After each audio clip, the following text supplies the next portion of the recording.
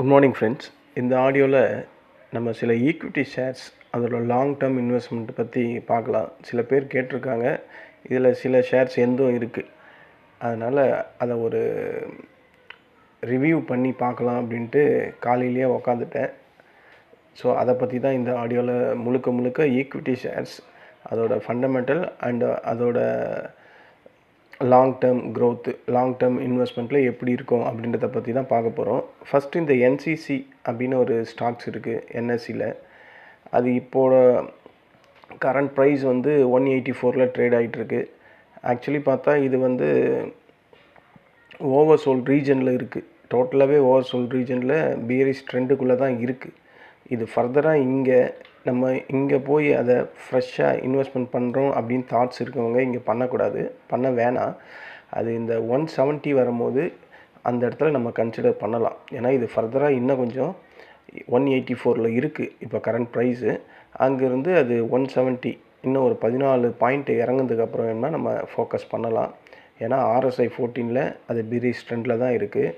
அந்த crash over EMA crash ஓவர்லேயும் அது bearish ட்ரெண்டுக்குள்ளே தான் இருக்குது. ஆனால் அதுக்கான ரிட்டன் மேலே ரீபவுண்ட் ஆகிறதுக்கான வாய்ப்புகள் இன்னும் கிடைக்கல. அது எங்கே கிடைக்குன்னா 170 கிடைக்கும் அப்படின்னு தான் எதிர்பார்க்குறேன்.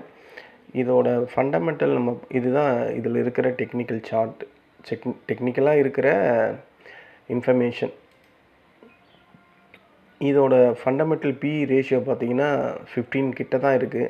ஸோ லாங் டேர்ம் ஃபோக்கஸ் பண்ணக்கூடிய அந்த இடத்துல இதோட PE ரேஷியோ இருக்குது. ப்ரைஸ் டு புக்கு வந்து 1.53 தான் இருக்குது. இவன் டிவிடெண்ட் கொடுக்குறானான்னு பார்த்தா டிவிடெண்ட் கொடுக்குறான், 1.20% கொடுக்குறான்.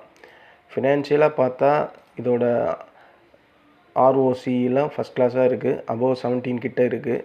ஸோ ஒரு க்ரோத் ROE கூட 11% இருக்குது. அதாவது ஒரு க்ரோத் ஆகக்கூடிய ஸ்டாக்ஸுக்கு அபோவ் ROC எல்லாம் 15%க்கு மேலே இருந்தால் ஃபோக்கஸ் பண்ணலாம்.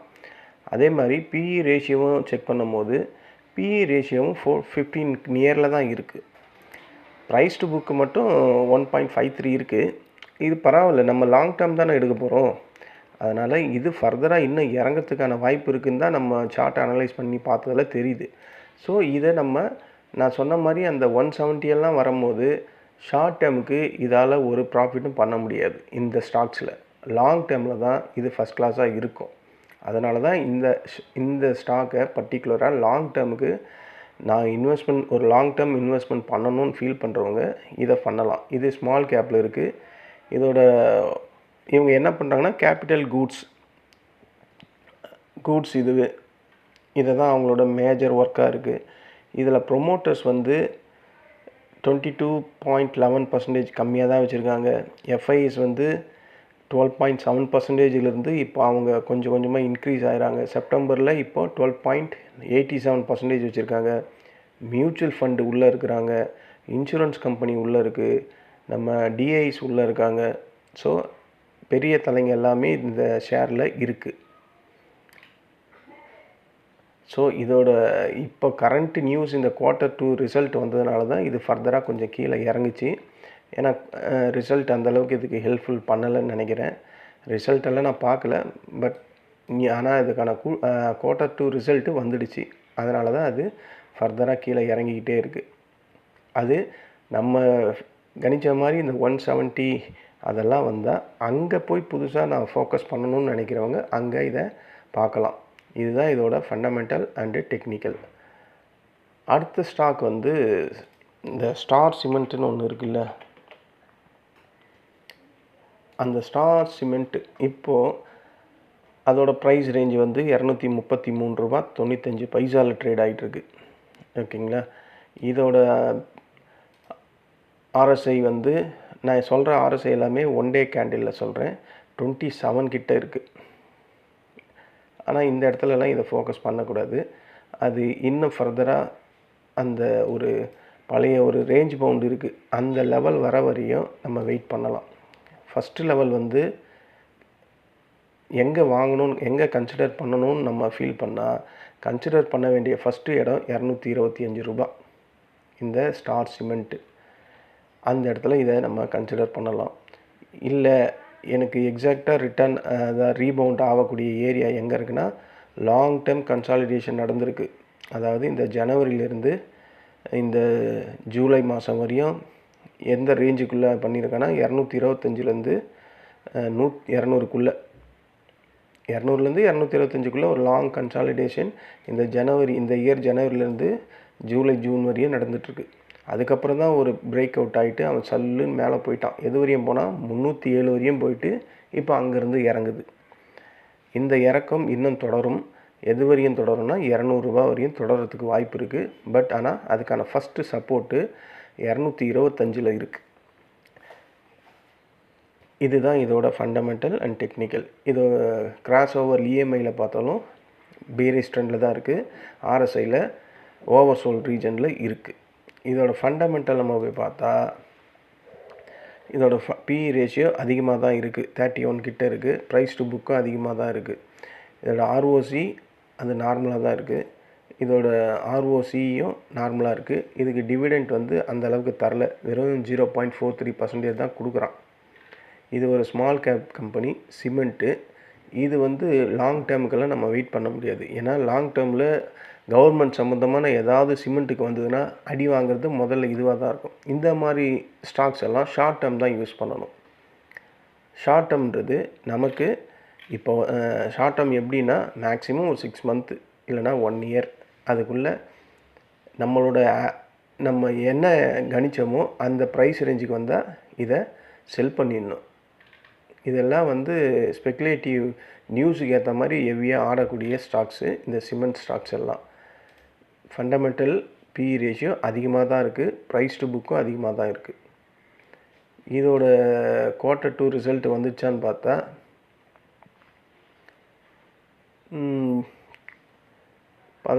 வந்துடுச்சின்னு நினைக்கிறேன். இதுக்கும் குவார்ட்டர் ரிசல்ட்டு வந்துடுச்சு. 11ஆந்தேதி தான் வந்திருக்கு. 4ஆந்தேதி வந்திருக்கு. ஸோ இதை வந்து ஷார்ட் டேர்முக்கு தான் நம்ம ஃபோக்கஸ் பண்ணணும். ஷார்ட் டேர்ம் பெஸ்ட்டாக இருக்கும். அதுவும் எங்கன்னா ஃபஸ்ட்டு கன்சிடர் ஏரியா வந்து 225, அதுக்கப்புறம் 200 தான். இது எப்படி நம்ம அப்போ பண்ணணும்னா, இங்கே சில ஸ்டாக்ஸை வாங்கிக்கணும். ஒரு லிமிட்டட் ஸ்டாக்ஸை வாங்கிக்கணும். அடுத்தது 200 போகும்போது அந்த 200 வர லெவலுக்கு ஏற்ற மாதிரி நம்ம ஆவரேஜ் பண்ணிக்கணும். அப்போது இது அங்கேருந்து ஆல்ரெடி இவன் ஓவர் பாட் ஜோனில் இருக்கிறான், ஓவர் சோல்ட் ரீஜனில் இருக்கான். இங்கேருந்து எனக்கு தெரிஞ்சு இன்னும் ஒரு 2 மாதம் இல்லை 1 மாதம் கூட இங்கேயே சஸ்டைன் ஆனால் கூட இதை பொட்டென்ஷியலாக மேலே ரிவர்ஸ் ஆகிறதுக்கு தான் வாய்ப்பு இருக்குது. ஏன்னா RSI 14ல் ஓவர் சோல்ட் ரீஜனில் வந்தது ரொம்ப நாளுக்கெல்லாம் இருக்காது. உடனே அது ரீபவுண்ட் ஆகும். நீங்கள் எந்த ஒரு ஸ்டாக்ஸை போய் பார்த்தாலும் RSI 14ல் ஓவர் சோல்ட் ரீஜனுக்குள்ளே எந்த ஒரு ஸ்டாக்ஸ் வந்தாலும் அதிகப்படியாக 1 மந்த் 2 மந்த்துக்குள்ளே ரிவர்ஸ் ஆகிடும். நீங்கள் எந்த ஸ்டாக்ஸ் வேணாலும் போய் இந்த RSI 14 ஃபிக்ஸ் பண்ணுறீங்க உங்கள் சார்ட்டில். அதோட RSI 14 அது எப்போ வந்திருக்குன்னு பாருங்கள். எத்தனை நாளுக்குள்ளே அது அங்கேருந்து ரீபவுண்ட் ஆகிருக்குன்றதை செக் பண்ணுங்கள். எப்போவுமே யார் சொன்னாலும் அதை அப்படியே பிலீவ் பண்ணாதீங்க. நீங்கள் ஒரு ஓவர் ரிவ்யூ போய் பாருங்கள். நான் இப்போ ரிவ்யூ நான் கூட பார்த்துட்ருக்கேன், அதனால் உங்களுக்கு நான் இன்ஃபார்ம் பண்ணுறேன். இருந்தாலும் நீங்களும் ஒரு வாட்டி பார்க்குறது நல்லது. இதுதான் இந்த ஸ்டார் ஸ்டிமெண்ட்டில் இருக்கக்கூடிய ஃபண்டமெண்டல் அண்டு டெக்னிக்கல். இது ஷார்ட் டேர்முக்கு தான் சூப்பராக இருக்கும். அப்புறம் ஆர்த்தி ஃபார்மா அதோட கரண்ட் ப்ரைஸ் வந்து 713 ரூபாயில் இருக்குது. இது இங்கேருந்து இறங்கிறதுக்கான வாய்ப்புகள் இன்னமும் இருக்குது. இது வந்து கிராஸ் ஓவர் இஎம்ஐயில் டவுனில் தான் இருக்குது. RSI 14லேயும் டவுனில் தான் இருக்குது. ஸோ இது இன்னும் ஃபர்தராக டவுன் ஆகிறதுக்கான வாய்ப்புகள் நல்லாவே தெரியுது. எது வரையும் இறங்குன்னா இந்த ஒரு கேப்பை விட்டுட்டு போயிருக்கான். 637 வரையும் வர்றதுக்கு வாய்ப்பு இருக்குது இந்த ஆர்த்தி ஃபார்மா. இதுதான் இதில் இருக்கக்கூடிய டெக்னிக்கல். நம்ம இந்த 638, 37 இந்த ரேஞ்சஸ்லாம் வரும்போது இதை நம்ம ஃபோக்கஸ் பண்ணலாம். இதோட ஃபண்டமெண்டல் எப்படி இருக்குதுன்னு பார்த்தா பிஇ ரேஷியோ 26 கிட்ட இருக்குது. ப்ரைஸ் டு புக்கு 3.16 இருக்குது. அதிகமாக தான் இருக்குது. ப்ரைஸ் பர் ஏர்னிங் க்ரோத்து ரொம்ப அதிகமாக இருக்குது. டிவிடெண்ட் இதுக்கு வந்து 0.70% தான் கொடுக்குறான். ஃபினான்ஷியல் க்ரோத் எல்லாம் பார்த்தா க்ரோத் எல்லாம் நல்லா தான் இருக்குது. க்ரோத் வந்து அபோவ் 14% மேலே இருக்குது. ஸோ இது நல்லா தான் இருக்குது. இது ஒரு ஸ்மால் கேப் கம்பெனி, ஃபார்மட்டிக்கல் அண்ட் ட்ரக்ஸில் இருக்குது. இது வந்து லாங் டேர்முக்கு தான் சூப்பராக இருக்கும். இந்த மாதிரி ஃபார்மசி, ஆட்டோ, இன்னும் ஃபர்தராக வேறு அதாவது நியூஸுக்கு இம்பேக்ட் ஆகக்கூடியாத ஸ்டாக்ஸ் எல்லாமே லாங் டேர்ம் தான் சூஸ் பண்ணணும். நியூஸுக்கு அடிக்கடி ஆடக்கூடிய ஸ்டாக்ஸ் எல்லாம் ஷார்ட் டேர்ம் தான் யூஸ் பண்ணணும். ஏன்னா அவன் ஷார்ட் டேர்மில் தான் சல்லுன்னு மேலே போயிடுவான். ஸோ இந்த ஆர்த்தி ஃபார்மா வந்து லாங் டேர்முக்கு நல்லாயிருக்கும். இது ஸ்மால் கேப் கம்பெனியில் இருக்குது. இதோட க்ரோத் இப்போது வந்து கம்மியாக இருக்குது. அதுதான் இதோட இப்போதைக்கு பிரச்சனை. அதனால தான் கீழே இறங்கிட்டுருக்கு. இது Q2 ரிசல்ட் வந்துச்சுன்னா Q2 ரிசல்ட் வந்து முடிஞ்சிடுச்சு இதில். ஸோ அதனால் ரிசல்ட்டு நல்லா இல்லை, அதனால் இறங்கிக்கிட்டு இருக்கு. இறங்குறது 638. நான் சொன்ன அந்த ரேஞ்சஸ் வந்தால் இதை ஒரு லாங் டேர்முக்கு கன்சிடர் பண்ணலாம். இப்போல்லாம் இதை போய் இதுக்கிட்டே போகக்கூடாது. ஏன்னா இது 713 இருக்குது. இது இன்னும் இறங்கிறதுக்கு தான் வாய்ப்பு அதிகமாக இருக்குது. இதுதான் இந்த ஆர்த்தி ஃபார்மாவோட இன்ஃபர்மேஷன், ஃபண்டமெண்டல் அண்டு டெக்னிக்கல். அப்புறம் இந்த RECன்னு ஒன்று இருக்குது, REC லிமிட்டெடு. இதெல்லாம் நான் ஒரு காலத்தில் வச்சுருந்தேங்க. இந்த ஸ்டாக்ஸ் எல்லாம் இதெல்லாம் எனக்கு நல்ல ப்ராஃபிட் வந்து நான் க்ளோஸ் பண்ணிட்டேன். இப்போ இல்லை என்கிட்ட. பட் இதெல்லாம் நான் சொல்லும் போது எப்போனா ஒரு 7-8 வருஷத்துக்கு முன்னாடி வச்சுருந்தேன் இதை.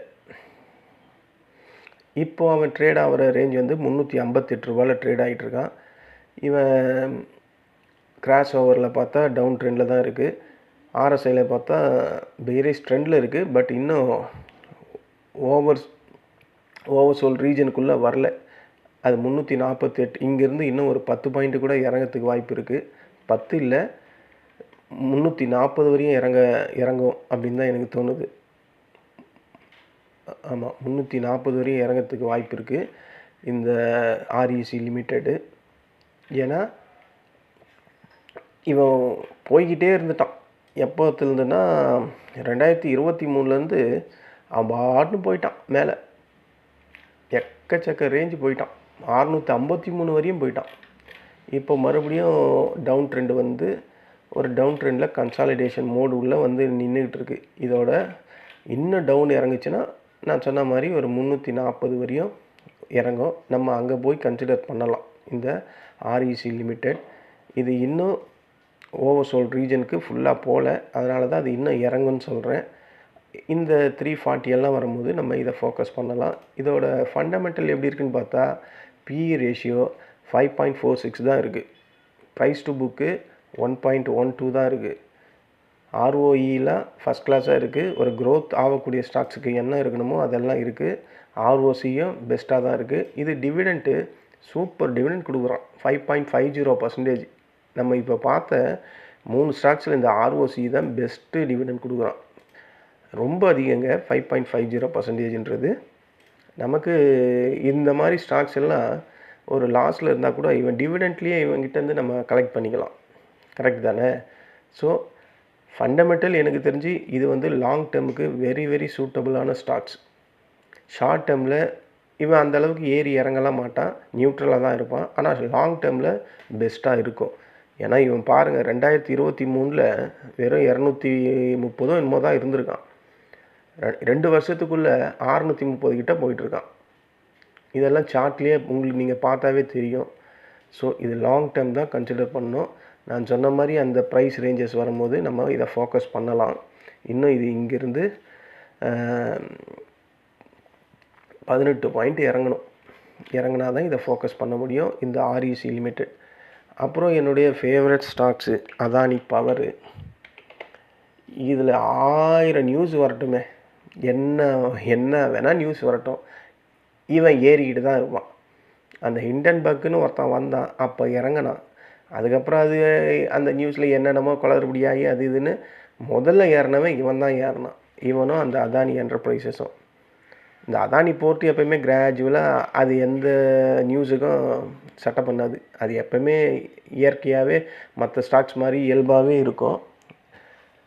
ஆனால் இதெல்லாம் நியூஸ்க்கு வந்தால் எக்கச்சக்கமாக ஆடக்கூடியது இந்த அதானி பவர். இது என்னுடைய ஃபேவரட் ஸ்டாக்ஸு.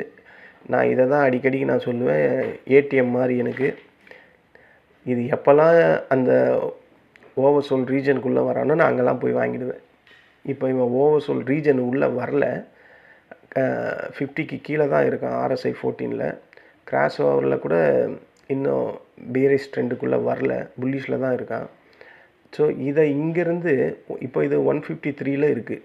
இதை இங்கேருந்து நம்ம கன்சிடர் பண்ணால் ஒரு ஷார்ட் டேர்முக்கு இது ஃபஸ்ட் கிளாஸாக இருக்கும், லாங் டேர்முக்கு இது ஃபஸ்ட் கிளாஸாக இருக்காது. இது என்கிட்ட இருக்குது. நான் இதை வந்து 138ல் வச்சுருக்கேன். இப்போ தான் அது நடுவில் அந்த டிவிடெண்ட்டு அது இது போனஸ்லாம் கொடுத்து பிரித்தாங்கல்ல, அதுலேருந்து அப்போவே சேல் பண்ணிட்டேன். மறுபடியும் புதுசாக ஃப்ரெஷ்ஷாக வாங்கினேன். 138 சாரி 148ல் வாங்கினேன்.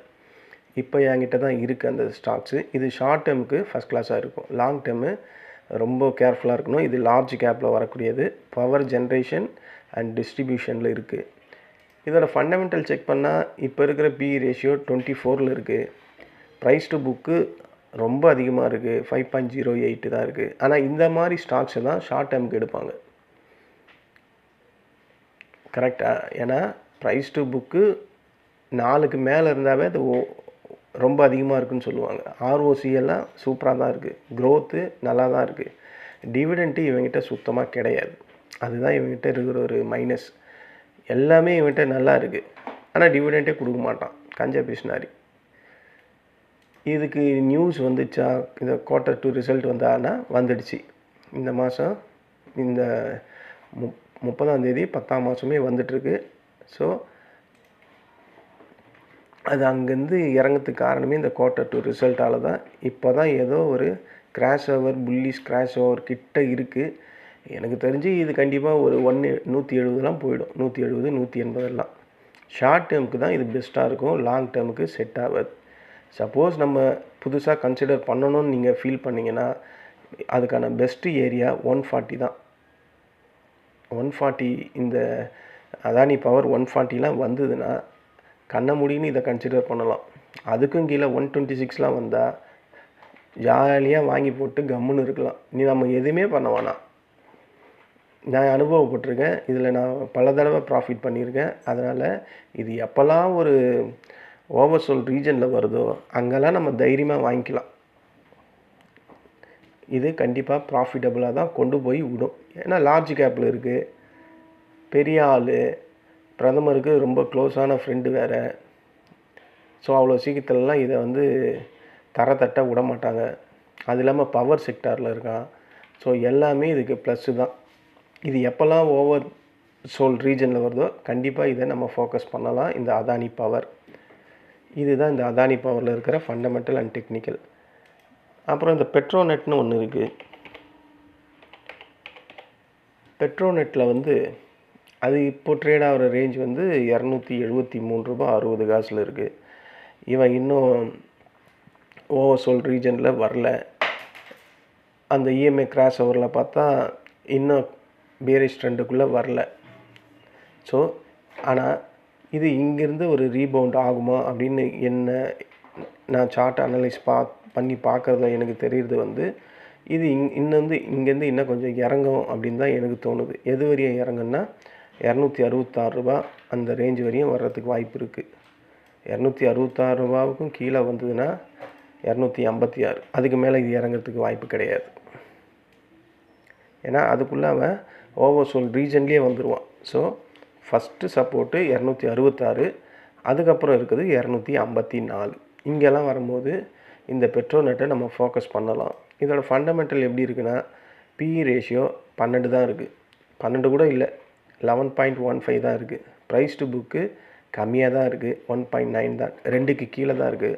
ROE வந்து ரிட்டர்ன் ஆன் ஈக்விட்டி 17.39% இருக்குது. க்ரோத்து வென்டாஸ்டிக்காக இருக்குது, அபோவ் 35 இருக்குது. டிவிடெண்ட்டு ஃபஸ்ட் கிளாஸாக கொடுக்குறாங்க, 3.65%. நம்ம அதுக்கு முன்னாடி REC பார்த்தோம், அதுக்கப்புறம் இவன் தான் அதிகமான டிவிடெண்ட் கொடுக்குறான்.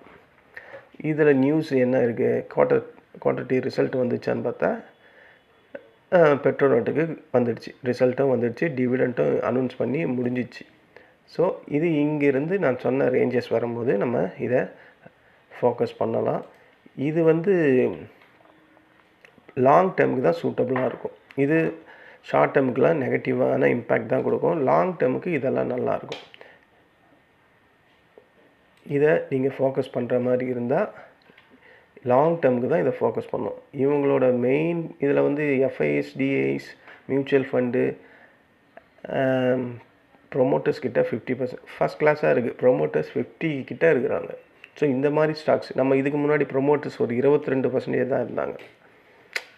ஆனால் அது ஷார்ட் டேர்முக்கு தான் நான் சொன்னது. இது லாங் டேர்முக்கு ஃபஸ்ட் கிளாஸாக இருக்கும். மியூச்சுவல் ஃபண்டு இன்க்ரீஸ் பண்ணிக்கிட்டு இருக்காங்க, எஃப்ஐஎஸும் இன்க்ரீஸ் தான் பண்ணிகிட்டு இருக்காங்க, டிஐஸும் இன்க்ரீஸ் தான் பண்ணிகிட்டு இருக்காங்க. ஆனால் டிஐஎஸ் பெரிய லெவலில் இன்க்ரீஸ் பண்ணல, கம்மியாக இன்க்ரீஸ் பண்ணிக்கிட்டு இருக்காங்க. ஸோ இது லாங் டேர்முக்கு இந்த பெட்ரோநெட் சூப்பராக இருக்கும். இப்போது இருக்கிற அந்த 273 ரூபாவில் நம்ம ஃபோக்கஸ் பண்ணக்கூடாது. வந்தால் 266 இல்லைனா 254 அந்த ரேஞ்சஸில் தான் இதை நம்ம ஃபோக்கஸ் பண்ணணும். இந்த மாதிரி இந்த அதானி பவர், இந்த பெட்ரோநெட் இதெல்லாம் வந்து அருமையான ஸ்டாக்ஸ். அதானி பவரை லாங் டேர்ம் வச்சுருக்கக்கூடாது, ஏன்னா அது நியூஸுக்கு ஆடக்கூடிய ஸ்டாக்ஸ். ஆனால் இந்த பெட்ரோநெட்டை லாங் டேர்ம் வச்சுருக்கலாம். அப்போ தான் நமக்கு நல்ல ப்ராஃபிட். அதானி பவரில் ஷார்ட் டேர்மில் தான் நல்ல ப்ராஃபிட் கிடைக்கும். ஸோ ஒவ்வொரு ஸ்டாக்ஸ்லையும் எவ்வளோ வேரியேஷன் இருக்குது பாருங்கள். ஸோ இதெல்லாம் நம்ம ஃபோக்கஸ் பண்ணிவிட்டு தான் ஷேர்ஸாக வாங்கணும். அப்புறம் கேடிகே பேங்க்கு அதோட சார்ட்டை நம்ம அனலைஸ் பண்ணி பார்த்தா அது வந்து ஃபர்தராக இங்கேருந்து 170 ரூபா வர்றது வரையும் வாய்ப்புகள் இருக்குது. சார்ட் வைஸ் பார்த்தா 170லாம் வந்து நம்ம இதை ஃபோக்கஸ் பண்ணலாம், ஷியூராக ஃபோக்கஸ் பண்ணலாங்க. இது பேங்க் செக்டாரு, அதனால் அவ்வளோ சீக்கிரத்துலலாம் கவர்மெண்ட் இதை தட்ட விட மாட்டாங்க. 170, 168 இந்த ரேஞ்சஸ் வரும்போது நம்ம இதை ஃபோக்கஸ் பண்ணலாம். இப்போ வந்து அவன் RSI 14ல் 43 கிட்ட தான் இருக்கான். இன்னும் ஓவர்சோல் ரீஜனில் ஃபுல்லாக வரல. அதே மாதிரி RSI EMI கிராஸ் ஓவரில் பியர் ட்ரெண்டில் இப்போ தான் என்ட்ரி ஆகிறான், உள்ளே வரான். இன்னும் அது பர்ஃபெக்டாக இல்லை. இந்த 168 நான் சொன்ன இந்த 168 எல்லாம் 170 எல்லாம் வந்தால் இதை தைரியமாக நம்ம ஃபோக்கஸ் பண்ணலாம். இதெல்லாம் அருமையான பேங்க் செக்டாரு.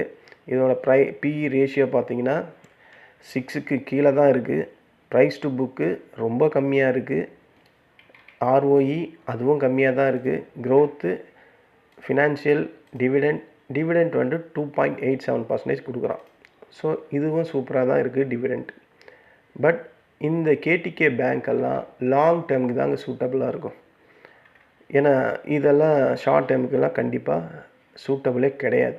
லாங் டேர்மில் இப்போ தான் என் பையன் பிறந்திருக்கான், அவன் ஒரு காலேஜ் போகிற 20 வயசு வரையும் நான் ஒரு நல்ல இதுவில் வைக்கணும், ஒரு இன்வெஸ்ட்மெண்ட் பண்ணணும், லாங் டேர்ம் பண்ணோன்னா அந்த மாதிரி ஆளுங்களுக்கான ஸ்டாக்ஸ் தான் இந்த கேடிகே பேங்க். ஏன்னா அதோட ஃபண்டமெண்டல் பார்த்தா அப்படி தான் இருக்குது. PE ரேஷியோ பார்த்தா 5.74 தான் இருக்குது. ப்ரைஸ் டு புக் பார்த்தா வெறும் 0.52 தான் இருக்குது. ROE பார்த்தா 10% தான் இருக்குது. ROC பார்த்தாலும் 11% தான் இருக்குது. டிவிடெண்ட் நல்லா கொடுக்குறான். ஸோ இந்த மாதிரி பேங்க் செக்டர், இந்த மாதிரி ட்ரெண்டில் இருக்கக்கூடியதெல்லாம் லாங் டேர்ம் தான் நம்ம ஃபோக்கஸ் பண்ணணும். அதுதான் ஃபஸ்ட் கிளாஸாக இருக்கும். ஷார்ட் டேர்மில் இவனால் ப்ராஃபிட்லாம் ஜென்ரேட் பண்ணவே முடியாது இந்த கேடிகே பேங்க். இதுதான் இதில் இருக்கக்கூடிய ஃபண்டமெண்டல் அண்ட் டெக்னிக்கல் ரெண்டுமே. அடுத்தது டெக்ஸ்ரைல் வந்து டெக்ஸ்மோக்கோ ரயில் இன்ஜினியரிங் சொல்லுவாங்கள்ல, அதை லாங்காக அதாவது அப்ரிவேட் பண்ணி சொன்னால் அது ஷார்ட்டாக டெக்ஸ்ரைல் NSEயில் ட்ரேட் ஆகுது. இப்போ இருக்கிற அது ட்ரேட் ஆகிற ப்ரைஸ் வந்து 130 ரூபாயில் ட்ரேட் ஆகிட்டுருக்கு. இது டெக்னிக்கலாக பார்த்தா இது வந்து EMI கிராஸ் ஓவரில் பியரிஷில் கீழே இறங்கிடுச்சு. RSI 14ல் பார்த்தா பியர் ட்ரெண்டில் தான் இருக்கான். 14ல் பார்த்தீங்கன்னா 36 கிட்ட இருக்கான். ஸோ இது இன்னும் ஃபர்தராக இறங்கிறதுக்கான வாய்ப்புகள் நல்லா இருக்குது. எங்கே ஃபோக்கஸ் பண்ணோன்னா இதை 120 எல்லாம் வரும்போது நம்ம ஃபோக்கஸ் பண்ணலாம். இந்த 120 எல்லாம் வந்திருக்காங்க, இந்த இயரில் ஏப்ரல் மாதம் வந்திருக்கான். நான் அந்த 120 சொன்னது பாருங்கள், அங்கே வந்துட்டு அவன் பாட்டுன்னு 120லேருந்து 190 வரையும் போயிருக்கான். ஸோ 70 பாயிண்ட் ஏறி இருக்கான். அதே ரேஞ்சுக்குள்ளே தான் இப்போவும் உள்ளே கீழே வந்துக்கிட்டு இருக்கான் இந்த டெக்ஸ்மேக்கோ ரயில். ஸோ இதுதான் இதில் இருக்கக்கூடிய டெக்னிக்கல். இதோட ஃபண்டமெண்டல் பார்த்தா பிஇ ரேஷியோ 25 கிட்ட இருக்கான். ப்ரைஸ் டு புக்கு வந்து 2% கீழே தான் இருக்கான். ஆர்ஓசியும் ஆர்ஓஇயும் நல்லா தான் இருக்குது. டிவிடெண்ட் பார்த்தா டிவிடெண்ட் அந்தளவுக்குலாம் ஒன்றும் இல்லை, வெறும் 0.56% தான் கொடுக்குறான். இதை லாங் டேர்முக்கு ஷார்ட் டேர்முக்கு யூஸ் பண்ணலான்னா இது வந்து ரயில்வே சம்மந்தப்பட்டது. இது வந்து ஷார்ட் டேர்முக்கு பெஸ்ட்டாக இருக்கும் என்னை பொறுத்த வரையும். ஷார்ட் டேர்மில் க்ரோத்தபுளாக இருக்கக்கூடிய வாய்ப்பு இருக்குது. லாங் டேர்ம்லாம் இது நம்ம கன்சிடர் பண்ணோம்னா செல் ஆஃப் ஏதாவது ஒரு நியூஸ் வந்ததுன்னா கண்டிப்பாக இது பெரிய லெவலில் இறங்கிடும். இந்த மாதிரி ஸ்டாக்ஸ் எல்லாம் ஷார்ட் டேர்முக்கு தான் பெஸ்ட்டாக இருக்கும். இந்த டெக்ஸ் ரயில்லாம் இதை நான் சொன்ன மாதிரி 120 எல்லாம் வந்தால் இதை நம்ம தைரியமாக ஃபோக்கஸ் பண்ணலாம். ஸோ இந்த ஆடியோவில் இன்னும் ஒரு ஸ்டாக்ஸ் இருக்குது, ஆர்த்தி ட்ரக்ஸுன்ட்டு. அந்த ஆர்த்தி ட்ரக்ஸையும் பார்த்துட்டா இன்றைக்கான ஈக்விட்டி ஷேர்ஸோட லிஸ்ட்டு முடிஞ்சிடுது. ஆர்த்தி ட்ரக்ஸில் இப்போ இருக்கிற அதோட ப்ரைஸ் ரேஞ்ச் வந்து 463 ரூபாயில் இருக்குது. டெக்னிக்கலாக பார்த்தா ஆர்எஸ்ஐ பியர் ட்ரெண்டு உள்ளே வந்துட்டான். கிராஸ் ஓவர் இஎம்ஐ கிராஸ் ஓவரில் பார்த்தாலும் பியர் ட்ரெண்டில் தான் இருக்கான். இது இங்கேருந்து 430 ரூபா வரையும் கீழே இறங்க வாய்ப்பு இருக்குது. நம்ம 430 வரும்போது இதை கண்டிப்பாக ஃபோக்கஸ் பண்ணலாம். ஏன்னா 430 தான் அதுக்கு ஸ்ட்ராங்கான சப்போர்ட்டு அங்கே தான் இருக்குது, வேறு எங்கேயுமே இல்லை. இப்போ இருக்கிற இந்த இடம் 463 ஒரு சப்போர்ட்டு. அதை உடச்சிட்டானா 430 தான் அதுக்கான அடுத்த சப்போர்ட்டு. நம்ம அங்கே தான் ஃபோக்கஸ் பண்ணணும். இதோட ஃபண்டமெண்டல் பார்த்தா பிஇ ரேஷியோ 21 தான் இருக்குது. ப்ரைஸ் டு புக்கு ஸ்லைட்டாக கொஞ்சம் 3 கிட்ட இருக்குது. ஆர்ஓஇ அது பார்த்தா 14% இருக்குது. க்ரோத்து ஆர்ஓசி எல்லாம் நல்லா தான் இருக்குது. டிவிடெண்ட் எவ்வளோ கொடுக்குறான்னு பார்த்தா டிவிடெண்ட் அந்தளவுக்கு இல்லை, 0.22% தான் கொடுக்குறான். இது எப்படி ஒர்க் அவுட் ஆகும், லாங் டேர்மா ஷார்ட் டேர்மா அப்படின்னு கேட்டால் இது வந்து ட்ரக் சம்மந்தமானது. இது வந்து ஷார்ட் டேர்முக்கு தான் பெஸ்ட்டாக இருக்கும். ஏன்னா இதிலெல்லாம் நியூஸ் வந்தால் நம்ம நியூஸ் வந்த உடனேயுமே சடனாக கீழே இறங்கிடுவான். இந்த ஃபார்மசி, இந்த ட்ரக்ஸு, மெடிசனு எல்லாமே. அதனால் இவனை ஷார்ட் டேர்மில் ஃபோக்கஸ் பண்ணுறது சூப்பராக இருக்கும். ஷார்ட் டேர்ம்னா ஆல்ரெடி நான் சொன்ன மாதிரி ஒரு 6லேருந்து 1 வருஷம் தான் பெஸ்ட்டாக இருக்கும். நான் 6லேருந்து 1 வருஷம்லாம் நான் வச்சுருக்கவே மாட்டேன். ஏன்னா நான் எடுக்கிறதே அந்த ஓவர்சோல் ரீஜனில் இருக்கும். அதுக்கும் அது கீழே போச்சுன்னா நாங்கள் ஆவரேஜ் பண்ணுவேன். நான் ஆவரேஜ் பண்ணுற மெத்தட் எப்படின்னா, நான் வாங்குறது ஸ்டார்டிங்கில் ஃபஸ்ட்டு சப்போர்ட்டில் வாங்கும்போது ஒரு 20, 30, 50க்குள்ளே தான் வாங்குவேன்.